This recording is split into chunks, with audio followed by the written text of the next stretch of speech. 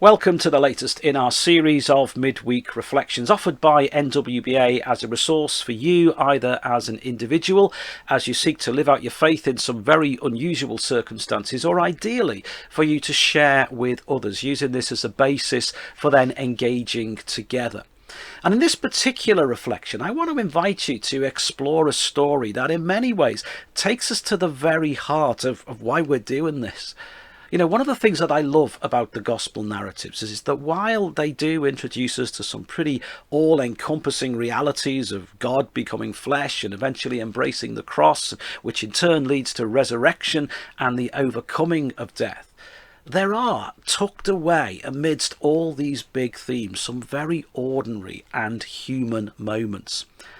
So for all there are the big questions about the nature of God and what it truly means to live as God's people, for all the disputes with religious rulers and the big moment miracles, Jesus still has the time to engage with the ordinary everyday stuff of people's messy lives. And thankfully, the gospel writers recognize the importance of including some of those encounters within that bigger story. And we're going to look at one of those today, which is essentially the most ordinary, everyday domestic fallout between two sisters. A falling out that occurs because one of them is, in her eyes, busy acting responsibly and diligently and attending to all the necessary stuff that she feels needs to be done. And the other is, well, just not pulling her weight, sort of sitting around doing nothing. Well, anyway, let's read about it. We find this particular episode in Luke's Gospel, chapter 10, and I'm going to read from verse 38 onwards. As Jesus and his disciples were on their way, he came to a village where a woman named Martha opened her home to him. She had a sister called Mary who sat at the Lord's feet listening to what he said. But Martha was distracted by all the preparations that had to be made, and she came to him and asked, "Lord, don't you care that my sister has left me to do the work by myself? Tell her to help me." "Martha, Martha," the Lord answered, "you are worried and upset about many things, but few things are needed, or indeed only one. Mary has chosen what is better, and it will not be taken away from her." I found myself drawn to this story because in some ways I sense that Martha's frustrations may well resonate with how many of us are feeling at the moment. Perhaps not exactly in the same way, but let's face it, for many of us, our Christian faith, our belonging to the community of God's people, involves us in doing stuff. That may be turning up at things, or organising things, or running activities, or caring for buildings, or preparing things and planning things and carrying out those plans and preparations before sitting down to make a whole new set of them. And yes, until a few months ago, my experience of visiting churches and supporting local congregations would very often echo with sentiments similar to Martha's. We need help. We need others to get involved. We're struggling to cope on our own. And of course, with the outbreak of COVID-19 and the various restrictions and lockdowns, a lot of those things have stopped. So you could be forgiven for wondering why I want to focus on Martha. After all, much of the particular frustration that she was facing has kind of gone away for us, at least for a season. Well, I'm not sure that it has, because as we dig more deeply into this story, we begin to realize that there's a lot more to it than that. The issue really is not what did or did not need to be done, but Martha's attitude for that. And it seems to me that she had become defined by those preparations, by all that stuff that she was convinced was absolutely necessary. In fact, there is something of a contrast in the narrative that is quite telling. In verse 40, we're told that Martha was distracted by all the preparations that had to be made. Notice that. Martha was distracted, taken off course, unable to engage with what truly matters because she was preoccupied with something else. And it's interesting to notice how Jesus responds. "You may have come to me complaining about Mary," he says in verse 41, "but you're worried and upset about many things, but few things are needed. Indeed, only one. Martha is distracted by the many things that are needed, and Jesus said no, only a few. In fact, probably only one. So the underlying issue was not that Mary wasn't helping Martha, but Martha's definition of necessary was very different to her sister's and indeed to Jesus's. And so, having decided what was necessary, she tries to recruit Jesus to her cause. And her concern was that things weren't being done. And many of us are concerned about what isn't being done. So that's where I see a resonance with our own situation, because even when we're prevented from doing things, we can still become defined by those things. We can face that danger of reducing our following of Jesus to a lot of things that we're not able to do at the moment. So let's just look at how Martha's distraction then impacts her whole engagement with Jesus. Because there was some common ground between her and Mary. Both recognised that Jesus was in the house. Both responded to that. Both can be commended for making Jesus the centre of their attention.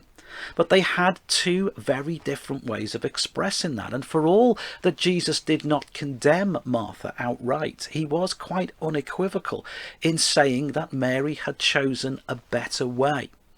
And I think in saying that, he wasn't kind of trying to put Mary over and above Martha. But maybe he was recognising how Martha's well-being was being impacted.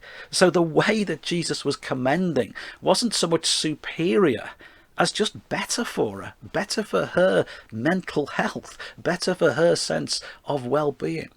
So let's stick with Martha for a moment, because the first thing that we begin to notice is that for all that Jesus was at the centre of her thinking, she still wanted to be the one who set the agenda. The stuff that she was convinced needed to be done was a product of her cultural upbringing. He was a guest, and guests needed looking after. But this was Martha's agenda, not Jesus's. Few things are necessary, says Jesus, and you haven't actually stopped to ask me if I want you to be doing all this stuff. And what does that lead to? It means that when Martha does engage with Jesus, she just tries to impose her agenda on him. And it's an interesting contrast, isn't it, in verse 39. Mary sat at Jesus' feet listening to what he had to say. And Mary told Martha what she thought he should be saying. And I find that an incredible challenge. Every time I read those verses, I find myself reflecting on my own conversations with Jesus, my prayers, or for that matter, the invitations that I sometimes receive to pray for others. It is very easy for every one of us to become people who, instead of listening to what Jesus has to say, want to tell Jesus what to do. And if I'm honest, an awful lot of the prayer narratives that I have heard around this current pandemic could be summarised as telling God what we want him to do. Keep us safe, sort it out, find a solution.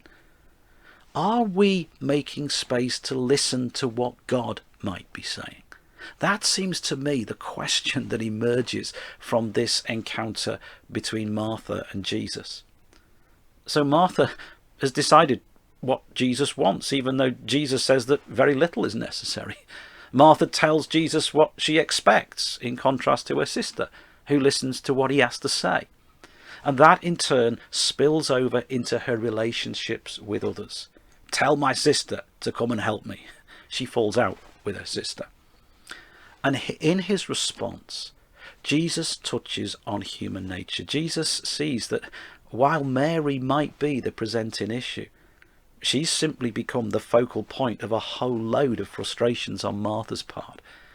And there is so much for us to ponder in the dynamics of this moment, because right now, many of us are people who are distracted and perplexed by a whole load of things.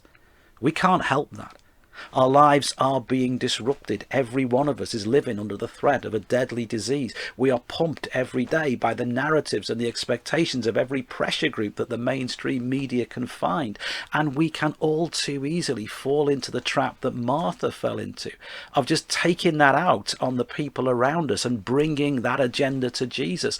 And to some degree, Martha didn't just take it out on Mary, she took it out on Jesus for not allowing himself to be recruited to her agenda. Don't you care that my sister isn't helping? Lord, don't you care? And there's something ironic in that too. Lord, she describes Jesus in the language of deference, and then she tells him what to do.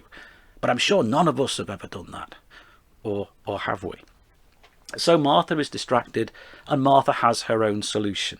And she must recruit others to her cause so they can work through everything that needs to be done. And Jesus has an altogether different solution. And I sense that by the tone that Jesus adopts, it's a very loving and gentle and caring way in which he puts it across. But he is nonetheless utterly clear in what he has to say. Instead of being distracted by what you believe is necessary, why don't you just let me point out to you the things that aren't necessary? Instead of telling me what to do, why don't you listen to what I have to say? Instead of being angry with your sister for not engaging with your agenda, why don't you stop to consider if you've got anything to learn from hers? Now, as I said earlier, present circumstances mean that few of us will feel precisely like Martha. But I sense that we might all too easily become distracted and defined by what we're not able to do. But there is nothing stopping us from spending time listening and learning from Jesus. But that might require of us a significant shift in our own thinking first. You may remember that I mentioned earlier that Martha's reaction was very much a cultural one. And I think that we can push that a little bit further, because in today's language, we might describe Martha as being driven by gender stereotypes. Men did the talking and the listening, and women rushed around in the background making and doing. You know, so often Jesus turned the narratives of his culture on their head, including challenging those who culture had excluded and giving women and children a good deal more respect and recognition than they normally got. Now, I don't want to get into a major discussion here about cultural stereotypes and prejudices, but what I do think that we need to take from that is that Jesus was inviting both Mary and Martha to embrace a new way of thinking. And I think that's something we need to recognise, because whether we like it or not, current circumstances are requiring us to think and act differently.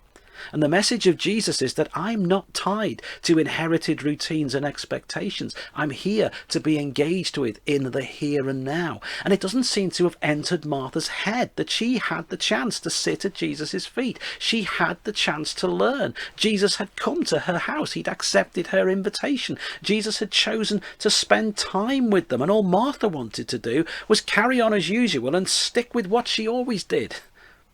But let's not be too hard on her, because she is another of those early believers who allowed her story to be told so that we could learn from it.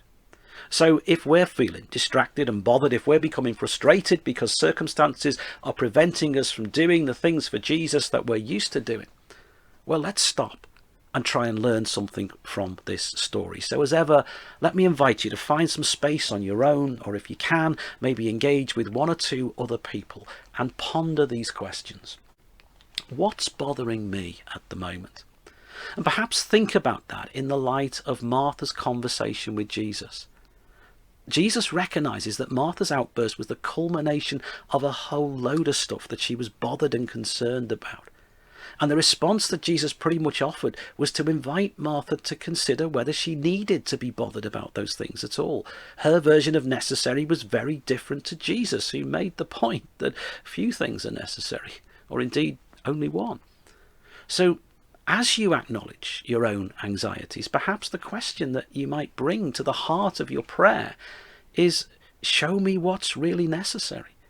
Maybe you need to consider what or who is generating your anxieties. Who says these things are necessary? Is the stuff that you need to let go of? What are the few things that really matter? And the second question is maybe, well, what or who have I taken that out on? Jesus makes the point that while he and Mary may have been the objects of Martha's criticism, there was a whole load of underlying stuff that gave rise to that. And as I've said before, it strikes me that Jesus knows an awful lot about human nature. How often do we end up flying off at someone or something? And if we're honest, they were just the straw that broke the camel's back. And as I said earlier, we're all under a huge amount of pressure at the moment, and we're being bombarded by narratives of anxiety. And we need to guard our relationships against becoming the victim of that. We need to be honest with ourselves and maybe be even more prepared to do some bridge building when we know that we've fallen into that trap of taking out our frustrations on others. Or maybe we need to acknowledge that others have been under the same pressure and we've been on the receiving end of some of that, and we maybe just need to be a bit gracious and make the first step in sorting things out. And then the third question is, how am I praying at the moment? There is something almost comical about Martha's outburst. She comes to Jesus and tells him what to do because someone else is listening to what he has to say. A friend of mine who's a Roman Catholic reminded me that in his tradition, prayer is described as the lifting up of our hearts and minds to God. I find it all too easy for my prayers to sound more like Martha's, rising from my own distractions and frustrations. They just become a catalogue of my expectations. Mary had chosen a better thing, says Jesus. And perhaps the fact that we can't distract ourselves with our religious chores means that we have the chance of a lifetime to explore those better things at the moment. So how and when are we taking that time to sit at Jesus' feet and to listen to what he has to say? So I sense that we're all coming to Jesus right now in a very similar frame of mind to Martha's, and that's okay. Because Jesus doesn't rebuke her for being anxious and frustrated. He just offers her a better way of dealing with it. He invites her to release her self-made solution and embrace the new reality that Mary represents. So why don't we all just focus on what really matters and let Jesus do the talking? Thanks for listening.